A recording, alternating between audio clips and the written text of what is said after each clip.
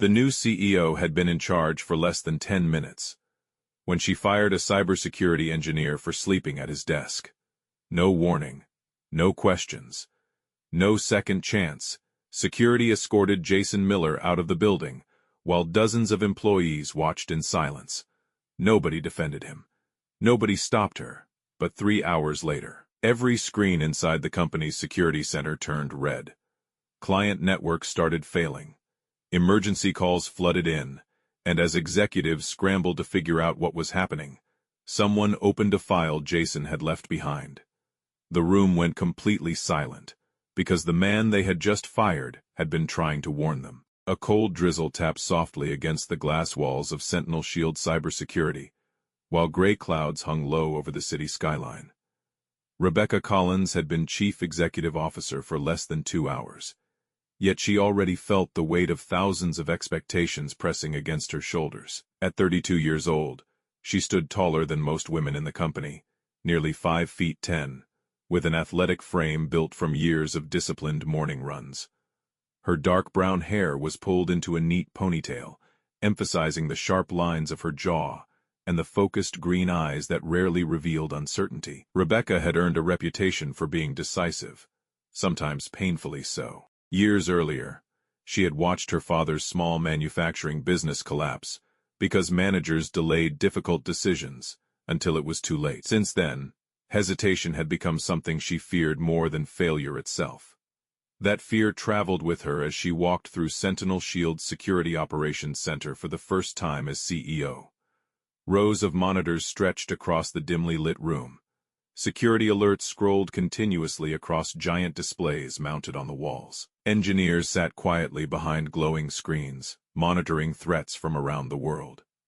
Rebecca wanted to see the company's true culture without presentations, rehearsed speeches, or carefully prepared tours. Then she saw him. A man was asleep at the central workstation.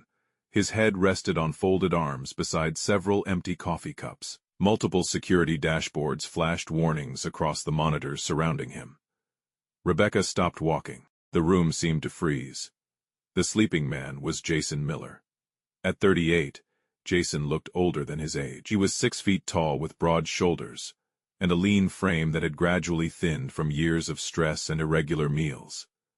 His dark blonde hair needed a haircut, and rough stubble covered his strong jawline. Faint lines beneath his blue eyes hinted at chronic exhaustion. Most people who met him for the first time assumed he was quiet because he lacked confidence. The truth was exactly the opposite. Jason had spent so many years solving problems that he no longer felt any need to advertise his abilities. Among the engineers, however, his reputation was legendary. Jason knew Sentinel Shield's infrastructure better than anyone alive. He understood systems that had been built years before many employees joined the company. He could identify unusual network behavior faster than automated tools. When something broke, people called Jason. Outside the office, life looked very different. Jason was a widowed father raising his 8-year-old son, Ethan Miller. Ethan was a small boy with sandy blonde hair, bright blue eyes, and a thoughtful personality that often made adults forget how young he was. Since losing his mother to cancer several years earlier, Ethan had become unusually mature. He rarely complained and often worried more about his father than about himself. For Jason, every decision revolved around one goal: giving Ethan a stable life. That goal was why he was still sitting in the operations center, after 36 straight hours. 2 nights earlier, Jason had discovered something deeply troubling hidden inside network traffic logs. At first, the activity appeared harmless. Small anomalies, minor authentication, irregularities, easy to ignore. But Jason had learned long ago that disasters rarely announced themselves loudly. The deeper he investigated, the more disturbing the pattern became. A sophisticated piece of malware had infiltrated part of the company's monitoring ecosystem. Unlike ordinary ransomware attacks, this threat moved carefully, patiently. It wasn't trying to destroy systems immediately. It was studying them. For 36 hours, Jason had barely left his workstation. He survived on coffee, energy drinks, vending, machine snacks, and determination. He built temporary defenses. He isolated suspicious traffic. He created emergency safeguards designed to contain the threat until a permanent solution could be implemented. His body had eventually betrayed him. While reviewing another batch of security logs shortly before sunrise, he lowered his head for what felt like a single moment. Sleep claimed him instantly. Now Rebecca stood over him. She saw none of the context. She saw a sleeping employee. Nothing more. "Wake him up," she said coldly. Jason slowly lifted his head, confusion clouding his tired eyes. For a moment he struggled to remember where he was. His muscles ached, his vision blurred. Then he saw Rebecca. Before he could speak, her voice cut through the room. "This company does not pay people to sleep while they're supposed to be protecting our clients." Several engineers exchanged nervous glances. Jason pushed himself upright. "You need to hear something about the monitoring network," he said, his voice rough from exhaustion. Rebecca didn't let him finish. "No excuses." The words landed harder than she intended. Jason stared at her for a brief moment. Not angry, not shocked, just tired. Very tired. He understood immediately that she had already made her decision. "I've been tracking a threat for—" "Security will collect your access badge," Rebecca interrupted. "Effective immediately. You're suspended pending review." Silence swept through the operations center. No one spoke. No one moved. Jason looked around the room once. Colleagues who knew how long he had been working. People who understood what he had been trying to stop. Yet nobody challenged the new CEO. Slowly, Jason removed his access badge. As he placed it on the desk, his eyes drifted toward the flashing security alerts, still moving across the monitors. For the first time in 36 hours, a feeling worse than exhaustion settled inside him. It was fear. Not for himself. For what would happen next. Before turning toward the exit, he looked at a young engineer standing nearby. Then, he quietly said 5 words. "Do not restart the system." And with that warning hanging in the silent room, Jason Miller walked away from the only defense standing between Sentinel's shield and a disaster nobody else could yet see. 36 hours earlier, the Security Operations Center had felt completely different. The room was quieter, the monitors calmer, and most engineers believed they were facing another routine week of cybersecurity monitoring. Jason Miller knew better. He sat alone beneath the glow of multiple screens, his tired blue eyes scanning endless streams of authentication logs. At first, the anomaly had been almost invisible. A handful of requests appeared in places where they technically belonged. Nothing crashed, nothing triggered alarms, nothing looked dangerous enough to justify panic. Yet something about it bothered him. Years ago, Jason had worked for a federal cybercrime task force before joining the private sector. During one investigation, he had watched a criminal network hide inside a government system for nearly 8 months before anyone noticed. The experience taught him a lesson he never forgot. The most dangerous threats rarely moved fast. They moved carefully. The unusual requests appearing inside Sentinel Shield's monitoring network felt exactly like that.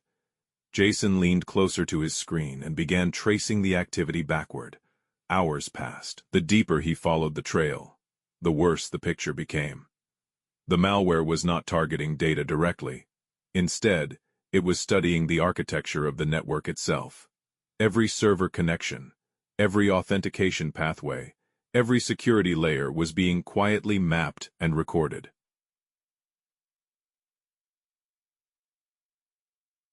Whoever designed it understood. Jason opened a secure investigation workspace and began documenting everything. Near midnight, another engineer approached his station. The newcomer was Daniel Brooks, a 26-year-old cybersecurity analyst with curly brown hair, narrow shoulders, and an expression that constantly alternated between curiosity and anxiety.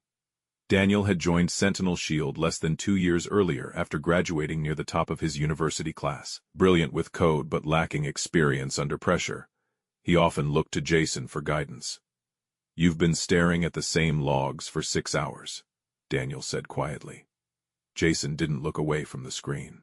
Because they keep lying. Daniel frowned. Logs don't lie. Jason finally glanced toward him. The people behind them do. Daniel pulled up a chair. For the next 20 minutes, Jason explained what he was seeing. As the younger engineer listened, his face slowly lost color. You think somebody's already inside? I know they are. The answer came without hesitation. That certainty frightened Daniel more than any technical explanation could. Most people inside Sentinel Shield trusted automated detection systems. Jason trusted experience. And experience was telling him they were running out of time. Throughout the night, he began constructing temporary defensive barriers. Rather than shutting systems down and causing widespread disruption for clients, he carefully redirected suspicious traffic through isolated monitoring environments. Every move required precision. One mistake could alert the attackers and force them to activate whatever final stage they were preparing. By sunrise, Jason had consumed enough coffee to make his hands shake. The malware responded by becoming even more sophisticated. It adapted. Every route he blocked was replaced by another. Every defensive layer forced the attackers to reveal slightly more of themselves. The battle resembled a chess match being played at machine speed.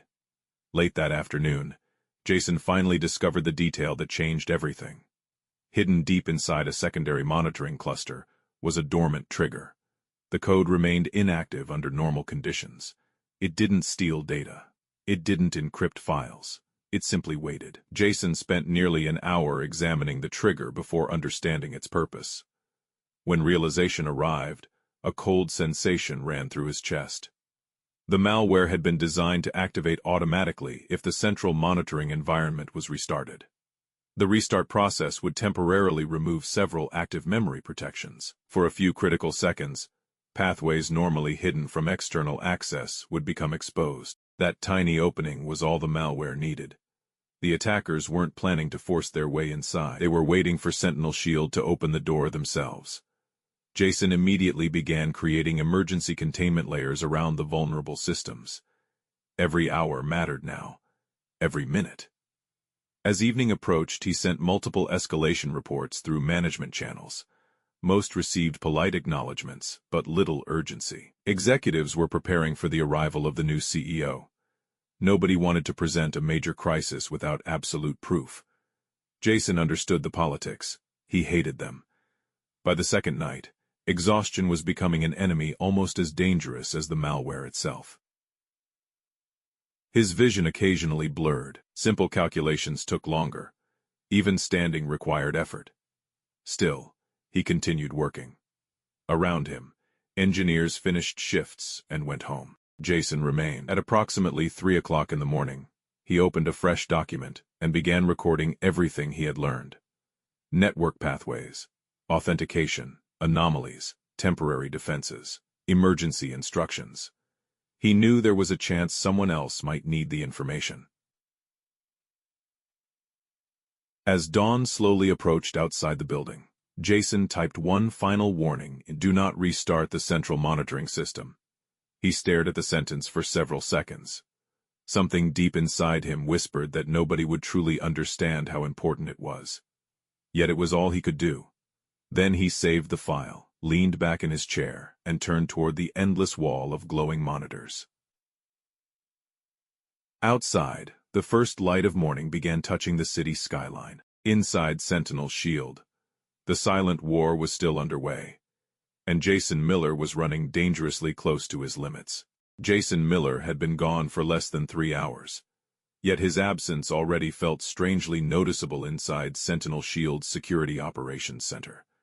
The central workstation where he normally sat remained occupied, but the quiet confidence that usually surrounded it had disappeared. Engineers continued working, monitors continued scrolling, and from the surface, everything appeared stable.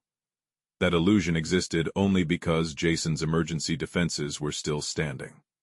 Daniel Brooks knew it. Every time he glanced at the monitoring dashboards, he remembered the exhausted look on Jason's face, and the final warning he had left behind.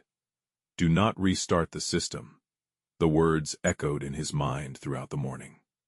At first, nothing happened. Network traffic remained within normal thresholds. Client systems stayed online. Security alerts appeared manageable. Then shortly after noon, one of the monitoring clusters began showing elevated response times. Several services slowed by a few seconds. Nothing catastrophic, nothing dramatic, but enough to attract attention. The engineer responsible for operations that afternoon was Marcus Hale. Marcus was 46 years old, broad-shouldered and heavily built, with short gray hair and a square face marked by years of stress. A neatly trimmed beard framed his jaw. He had spent more than 20 years managing technical operations, and was respected for remaining calm during emergencies. Unfortunately, that experience had also made him overly confident in familiar solutions. Marcus believed most technical problems could be solved through discipline, procedure, and repetition. The slowing cluster looked familiar, and familiar problems usually had familiar fixes. Memory congestion, Marcus muttered while reviewing performance metrics. Several engineers nodded. They had seen similar symptoms before. A restart was standard procedure. Fast, simple, safe. At least under normal circumstances. Daniel hesitated. His stomach tightened. He looked toward the workstation Jason had occupied only hours earlier. Then he spoke. Jason specifically told us not to restart the monitoring environment. The room briefly fell silent. Marcus looked up. He isn't responsible for this system anymore. Daniel opened his mouth to argue, then closed it again. Part of him knew he should push harder. Another part feared challenging a senior manager during an already tense day.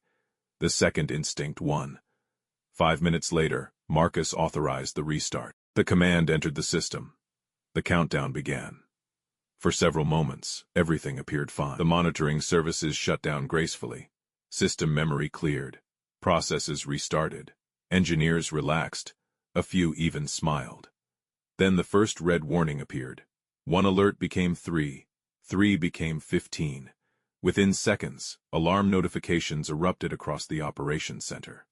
The room transformed instantly. Authentication services began reporting unexplained failures.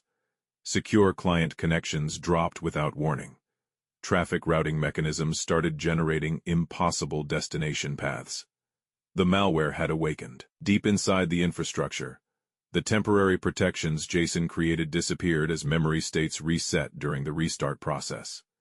The dormant trigger activated exactly as he had predicted. Across multiple client environments, unauthorized processes began communicating with systems they should never have been able to reach. Daniel stared at the screens in horror. Every warning matched scenarios Jason had described. Every prediction was coming true. "What's happening?" someone shouted. Nobody answered immediately, because nobody actually knew. More alerts flooded the displays. The security center walls glowed red. Phones started ringing. Then they rang again and again.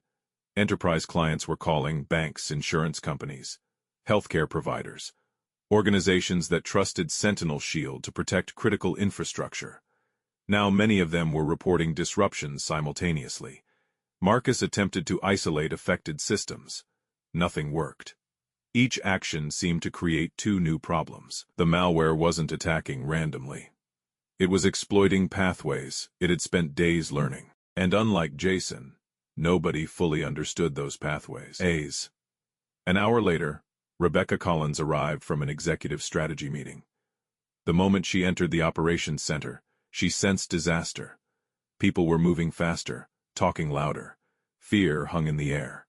Large sections of the monitoring wall were now covered in flashing red notifications. Rebecca's pulse quickened. What happened? No one answered immediately. Finally, Daniel stepped forward. His normally youthful face looked pale. "We restarted the system." Rebecca frowned.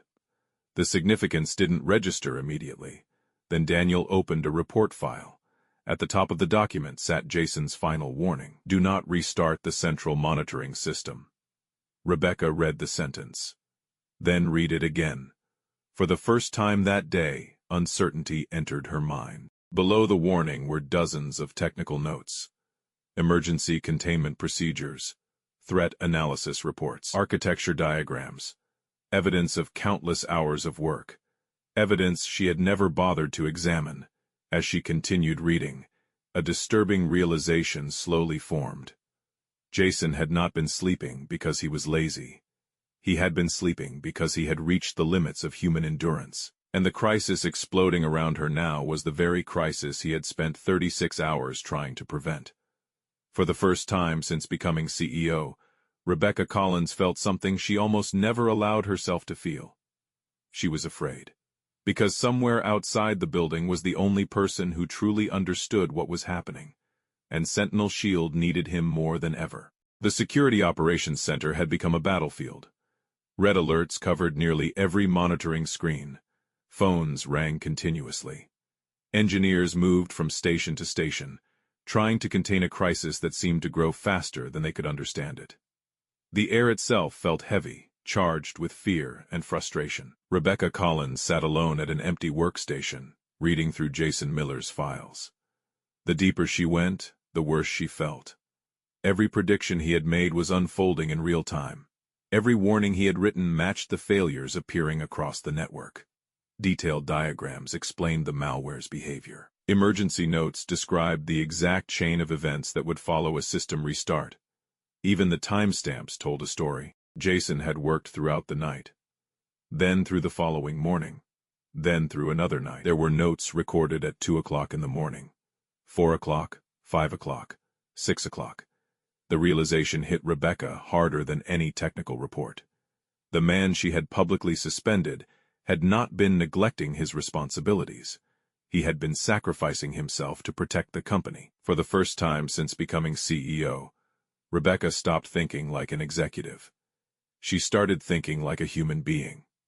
"Where does he live?" she asked quietly. Nobody answered immediately.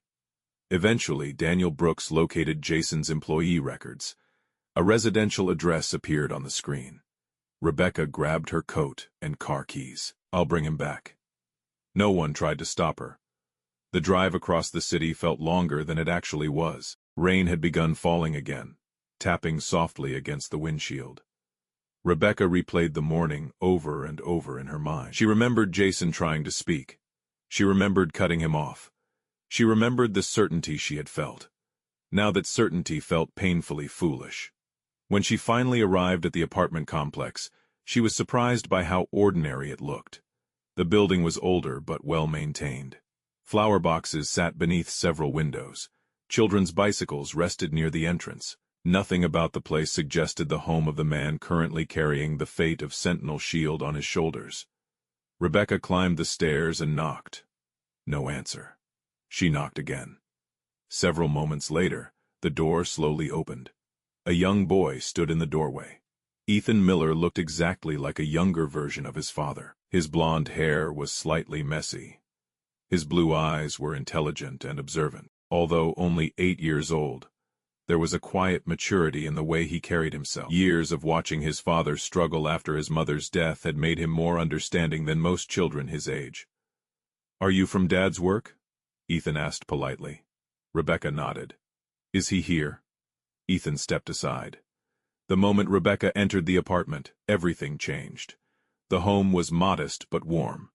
Family photographs covered one wall. A school science project sat on the dining table. A stack of unpaid utility bills rested beside a laptop charger. The details painted a picture more powerful than any conversation. This wasn't the life of a careless employee. This was the life of a man carrying more responsibilities than most people ever saw. Then Rebecca noticed Jason. He was asleep on a worn gray sofa. Still wearing the same clothes. One shoe remained on his foot. Dark circles surrounded his eyes. An open laptop rested beside him, displaying security dashboards frozen on the screen. Even asleep, he looked exhausted. Rebecca stood silently. The image in front of her felt completely different from the image she had seen that morning. At headquarters, she had seen a sleeping employee. Now she saw a father, a widower, a man who had pushed himself beyond reasonable limits because nobody else understood the threat he was facing. "Dad said something bad was happening at work," Ethan said quietly. Rebecca turned toward him. The boy looked worried. He promised he'd sleep after he fixed it. The simple statement struck harder than any accusation. Rebecca felt guilt settle heavily inside her chest. Not because she had made a mistake, everyone made mistakes, but because she had never even tried to understand before making her decision. "Can I wake him up?" she asked. Ethan nodded. It took several attempts. Jason surfaced slowly from exhaustion. His eyes opened halfway, then widened slightly when he recognized Rebecca standing in his living room. For several seconds, neither of them spoke. Finally, Rebecca broke the silence. "I'm sorry," Jason said nothing. She continued. Not angry silence. Tired silence. The kind that came from having no energy left for resentment. Rebecca explained what had happened after he left. The restart, the system failures, the malware activation, the spreading crisis. Jason closed his eyes briefly, not because he was surprised, because he wasn't. Everything she described was exactly what he had feared.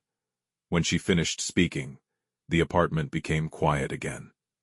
Jason looked toward Ethan. The boy sat patiently at the dining table, pretending to focus on homework, while secretly listening to every word. A faint smile touched Jason's face. Then he looked back at Rebecca. "If I come back," he said slowly, "it's not because I want my job." Rebecca nodded. "I know." Jason glanced toward the laptop, still sitting beside him. Outside, rain continued falling against the windows. Inside the apartment, he already knew what decision he was about to make. The company that had thrown him out needed him. And despite everything, he wasn't the kind of man who walked away while others were in danger. The drive back to Sentinel Shield was almost silent. Rain streaked across the windows as Rebecca Collins focused on the road ahead. Beside her, Jason Miller sat with his laptop open, reviewing live system data streaming from the company's emergency monitoring feeds. His exhaustion had not disappeared. The dark circles beneath his eyes remained. His shoulders still carried the weight of 36 sleepless hours.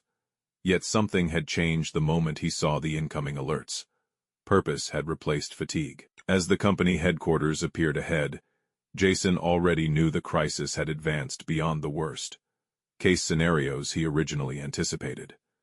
When they entered the Security Operations Center, conversations stopped. Engineers looked up from their stations. Some appeared relieved, others looked embarrassed. Daniel Brooks was the first to stand. The young analyst practically rushed forward. "You came back." Jason nodded once. "No time. Bring me everything." Within seconds he was seated at the central workstation again. The familiar chair felt strangely foreign after everything that had happened. Large sections of the monitoring wall glowed red. Multiple client networks were reporting authentication failures. Malware processes were spreading through pathways that should never have existed. Jason studied the screens for less than 2 minutes. Then he began issuing instructions. His voice remained calm, precise, controlled. "Daniel, isolate every outbound connection created in the last 90 minutes. Marcus, stop chasing individual alerts. Focus on containment zones. Pull transaction records from the affected client clusters. Disconnect the secondary authentication bridge." The room immediately transformed, not because Jason possessed magical abilities, but because he understood the battlefield. For hours, engineers had been fighting symptoms. Jason was targeting causes. People quickly noticed the difference. Problems that had seemed impossible suddenly became understandable. Patterns emerged. Connections formed. The chaos slowly started organizing itself into something that could be. Meanwhile, Rebecca watched from the edge of the room. For the first time, she truly saw how much influence Jason had inside the organization. Nobody questioned his instructions. Nobody argued. Trust had been built over years of competence, and she had almost destroyed it in a single morning. Another person entered the operations center shortly after sunset. His name was Leonard Price, Sentinel Shield's chief technology officer. Leonard was 52 years old, tall and slender with silver hair brushed neatly backward. Wire-rimmed glasses rested on a narrow nose. He possessed exceptional strategic vision and had helped grow the company from a regional cybersecurity firm into a national powerhouse. However, Years spent managing executives and investors had gradually pulled him away from hands. On technical work, looking around the room, Leonard immediately recognized who had taken control. Jason. For a brief moment, guilt crossed his face, because Jason had attempted to raise concerns days earlier, and Leonard had trusted the reporting chain instead of speaking directly with him. That mistake would haunt him for a long time. As night deepened, the battle intensified. The malware resisted every containment effort. Each time a compromised pathway was closed, another attempted to open. But Jason had one advantage: the attackers did not expect. He understood the company's infrastructure better than the malware itself. Every hidden dependency, every forgotten connection, every neglected system, he knew them all. At approximately 9 o'clock, a breakthrough found. Daniel identified the primary command channel controlling the malicious activity. The discovery allowed Jason to map the entire infection structure. A wave of instructions followed. Teams moved rapidly. Connections were severed.